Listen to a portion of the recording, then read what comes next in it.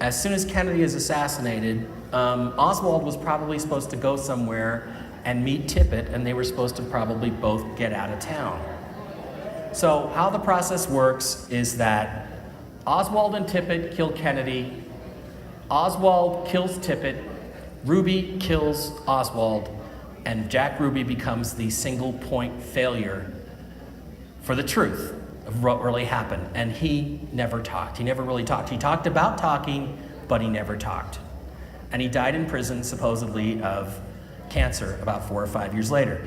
This brings us back to the bigger question, which is, okay, there was a conspiracy to kill the president. There's no question about that at this point, from my perspective.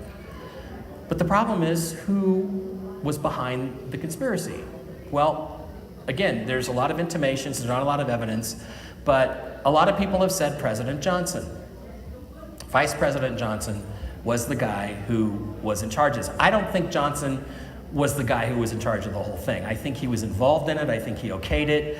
He was a 33rd degree Scottish Rite Freemason. He had connections to the secret societies Kennedy was at war with.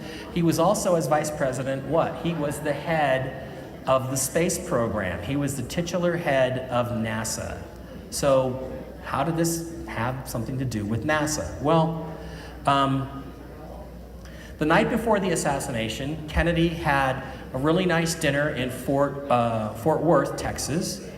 This is a scene of him at that dinner the night before, and he's with a congressman named Congressman Albert Thomas. Albert Thomas was the congressman from Houston,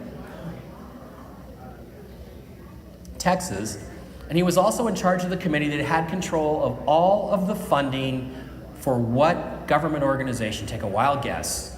NASA, right. He controlled the congressman from NASA. He vehemently